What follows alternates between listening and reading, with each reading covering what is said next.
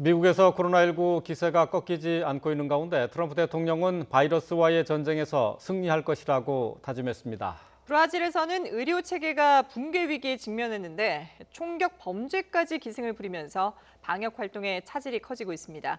국제부 조소영 기자 나와 있습니다. 안녕하십니까? 안녕하세요. 먼저 미국 상황부터 좀 보도록 하죠. 자, 현충일 연휴 기간에 많은 사람들이 밖으로 나왔는데요.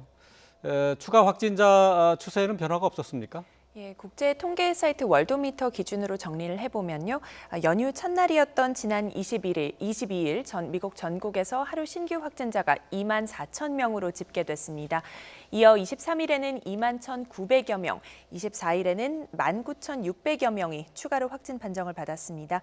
그리고 이제 현지 시각 25일 오후가 됐는데 최종 집계는 아닙니다만 현재까지 2만 명 가까이 늘었습니다.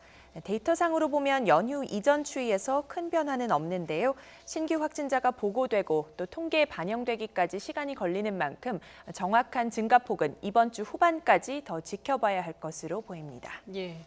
트럼프 대통령이 이 현충일 기념식에 참석을 했었는데 여기서 코로나19와 관련해서 또 언급을 했죠. 네, 그렇습니다. 올해 현충일 기념 행사는 코로나19로 인해서 예년보다는 많이 간소하게 진행됐습니다.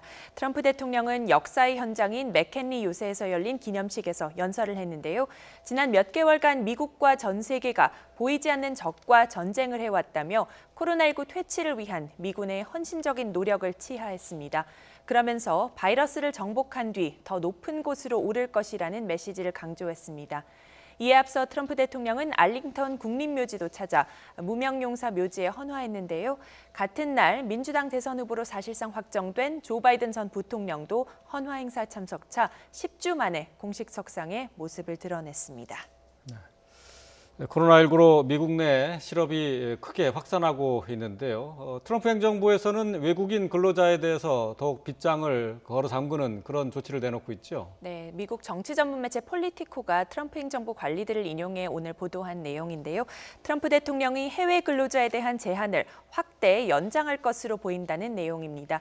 이번 주에 관련 서명과 발표가 이루어질 것으로 전망됐는데요. 문화 교류 명목으로 미국에 오는 이들과 임시적인 일자리를 얻어 미국 대학으로 오는 학생들의 수를 줄이는 방안도 검토 중인 것으로 알려졌습니다. 이에 따라 교환 일정이나 인턴십을 위한 미국 방문에도 영향이 있을지 발표 내용이 주목됩니다. 이런 가운데 트럼프 대통령이 일시적으로 복용했다고 밝힌 하이드록시 클로로퀸과 관련한 소식도 하나 들어왔습니다. 세계보건기구 WHO는 안전성에 대한 우려로 하이드록시 클로로퀸의 임상시험을 일시적으로 중단하고 2차 정점에 대비해 철저한 방역을 유지해야 한다고 강조했습니다. 예.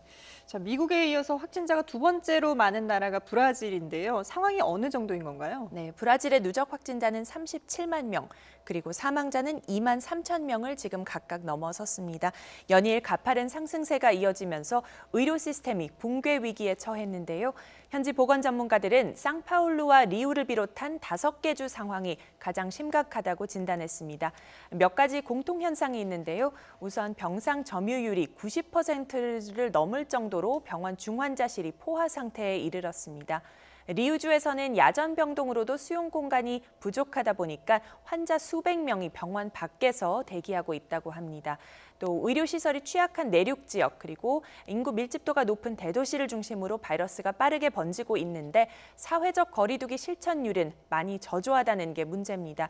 이 때문에 사망자가 급증하는 등 피해가 급속도로 불어나고 있습니다. 네.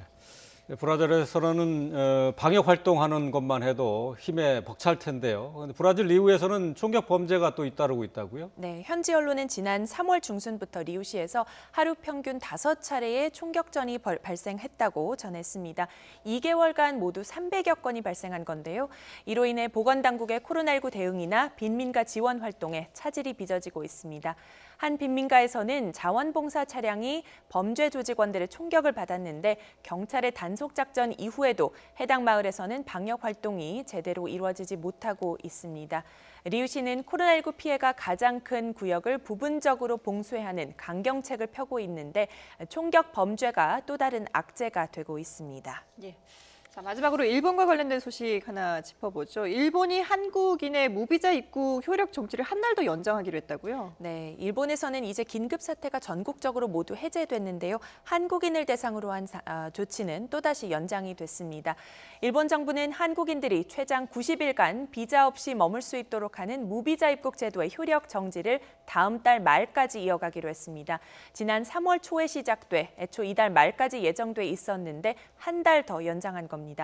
일본은 또 한국에 머물다 일본에 입국한 이들에 대해 2주간 호텔 등에서 격리 생활을 하도록 하고 대중교통을 이용하지 않도록 요청하는 조치도 한 달 연장했습니다. 또 현재 100곳인 입국 제한 대상에는 인도, 아르헨티나 등 11개 나라를 추가하기로 했습니다.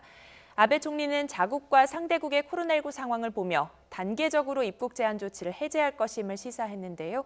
우리 정부는 일본의 조치에 유감을 표명하고 조속한 해제를 촉구해 나가기로 했습니다. 네, 국제부 조수영 기자와 함께했습니다. 오늘도 잘 들었습니다.